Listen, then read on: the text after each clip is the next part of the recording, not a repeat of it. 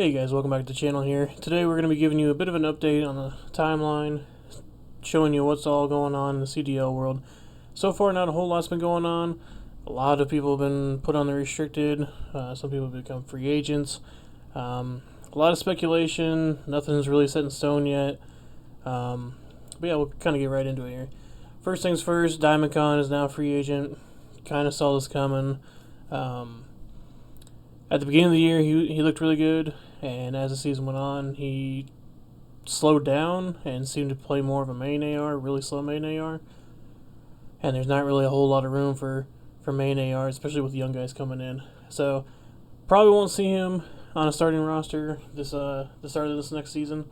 But I would assume, and maybe not this year, but maybe next year we might see him back in the league if he continues to grind in the Challenger spit. Next, just want to give a little shout out to Doug Sensor Martin. Officially pulled off the 24-hour pull-up record. That's just insane, Props to that guy. Sensor is one of those people that when he's determined, he's going to do everything in his power to get the result that he looks for. So, congrats, Doug. You deserve it. That's just mind-boggling. Next, you see we got Nasty and Crimp have both removed LA Thieves from their Twitter bios. This adds up with the whole Sib leaving C9 or being dropped and coming over here with Envoy from Toronto Ultra. And that kind of leaves a big hole in the whole Toronto camp. Without Envoy, there's talks, Scrap going to Cloud9.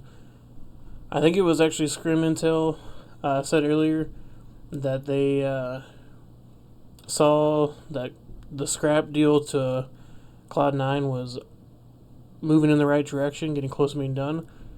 But someone in the Toronto camp said that that's not true at all. So obviously, still a lot more to come from that.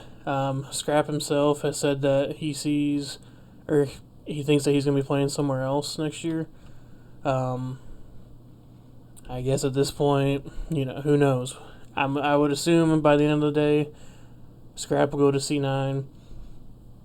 If the Ultra are smart enough, they'll try and sell Scrap right now, because obviously, with the talent currently around, you're not going to be able to build a team to compete against the other three. Then lastly, just some other things. As we know, Vegas Falcons came in. Got some new players from the Esports World Cup. They looked fine, I guess, against Atlanta FaZe. And I don't know. It's going to be interesting. Kind of sad to see there's going to be, less regular faces from the pro scene in here just because the Saudi Arabia crew gets a whole roster. But I would think by the end of the year that this team would come together and play okay, maybe challenging for top 8, but I just don't see them getting much better than that. Saw Rancor officially join the Miami Heretics. Reports this guy was nasty all last year in Challengers. I didn't really watch much Challengers, so I couldn't tell you. But if that is true, then, that's awesome. Hopefully Miami can become, they were considered probably a top 6 team. Maybe they can jump up, maybe squeeze a top 4 out, and it'll be interesting to see who they move on from, in the starting roster if Rancor does get that spot. Lucky was underrated as all hell last year, so I would hate to see him lose a spot, but at the same time, Metals was pretty good for most of the year too, so. Moving on, Fellow was also a restricted free agent.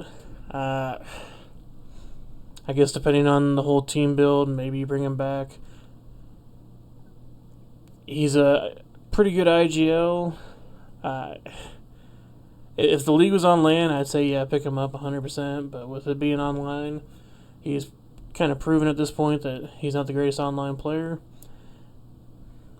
Maybe you just try to look somewhere else. And maybe that direction is Mac. Mac's coming back for Black Ops 6. He took his year off to get his mind right.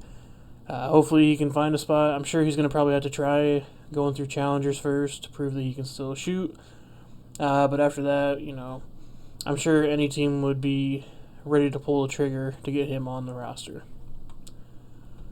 Other things there, Illy has announced he's a free agent for next season. I have a hard time believing that he's going to get on a starting roster right away. I think it's another scenario where he's going to have to go through challengers, kind of prove that he can still compete. He was nasty at the beginning of last year, but hopefully he's got his whole situation under control, and hope to see him back in the league at some point. Lastly, there's a lot of Black Ops 6 going on this weekend. I played quite a bit of it. I had a lot of fun. Only problem I really have is I think time to kill is still a little too crazy. You went from the Jackal, was like a 2 to 3 shot kill, sometimes 4, to the Tanto the next weekend, which the Tanto was crazy. That thing was like almost a guaranteed 2-shot kill. AR wise, the AK was pretty strong weekend 1. Weekend 2 kind of got pretty weak. Maybe not pretty weak, but compared to the Tanto, it could not shoot back. And the SWAT 5.56, the burst rifle, that thing is disgusting. If you hit all your shots, you get a 1 burst. And if you hit a headshot, it's like your first 2 bullets kill them. So definitely need to do some weapon tuning or just increase the health to 150, because I believe it's a 100 HP game.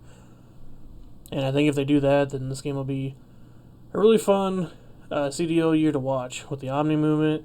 You already seen Shotzi doing some crazy movement. I think it's just going to add to the wow factor in the entertainment. I think that's pretty much it here. I'll kind of go through everything. We all know Attach since Falcons took their spot. We Sib. Yeah, I think that's it. So let me know what y'all think about the whole Cloud9 situation. Are they going to get it scrapped? Or are they not? And let me know your dream roster to build that's not currently on one of the top, let's say, 3 teams. And with that, we'll see y'all next time.